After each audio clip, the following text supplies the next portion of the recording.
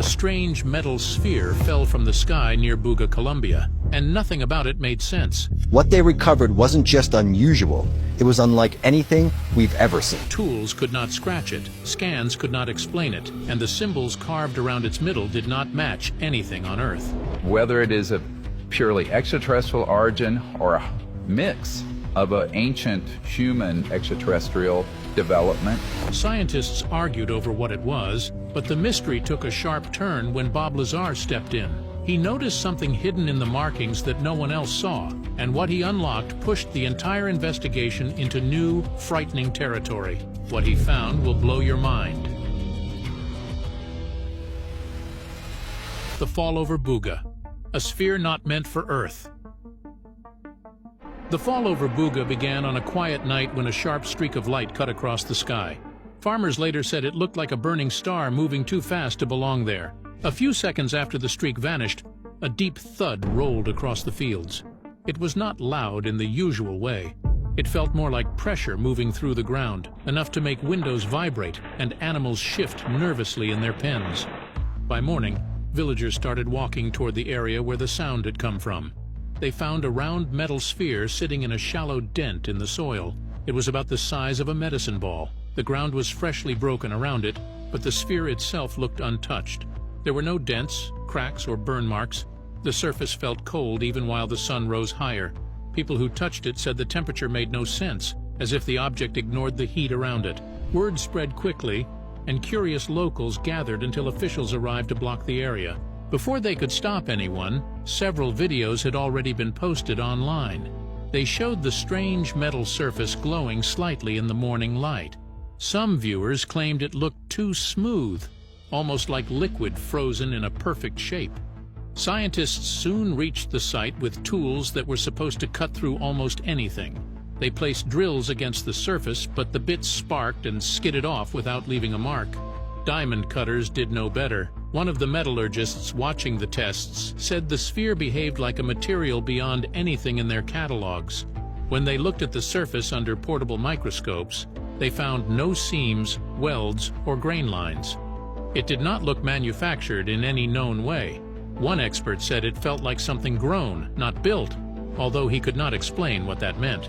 While equipment failed to make physical changes to the object, something else caught the attention of the team. The sphere bent light in a strange way. Sunlight seemed to curve along its surface instead of bouncing off it with a normal shine. This created a faint, shifting halo that changed shape whenever someone moved nearby.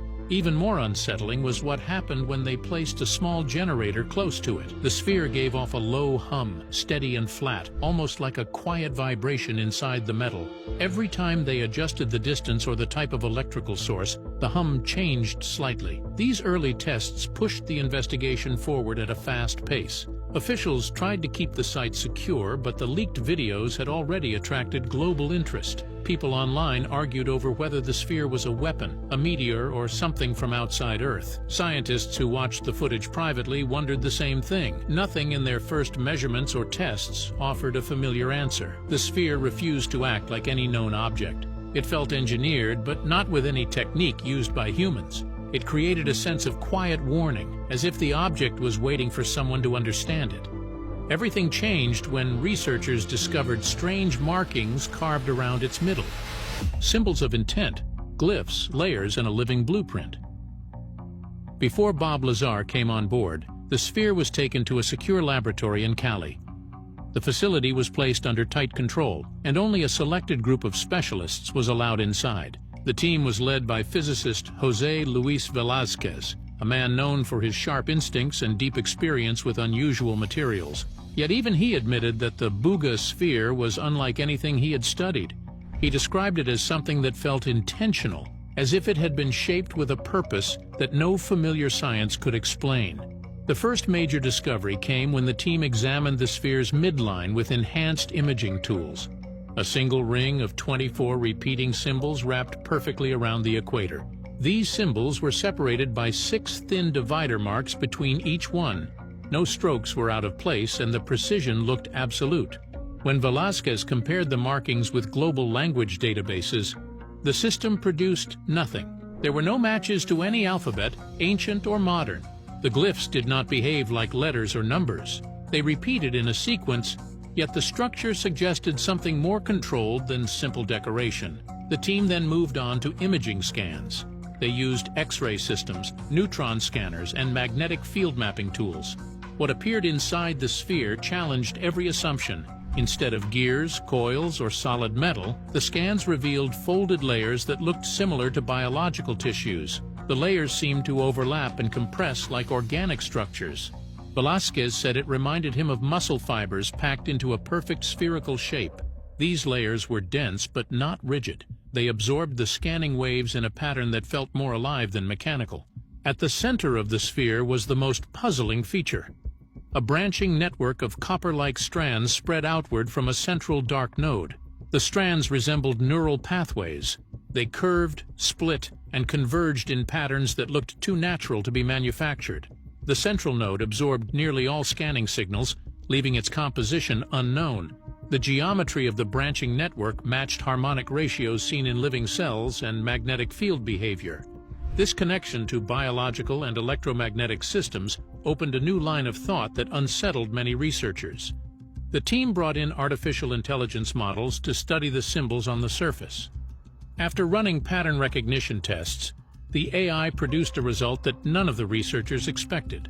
The sequence of the 24 glyphs matched the electrical charge layout of a specific 24 amino acid neuropeptide. In biology, a neuropeptide is a molecule that carries signals between cells. The match was extremely precise, which made it difficult to dismiss as coincidence.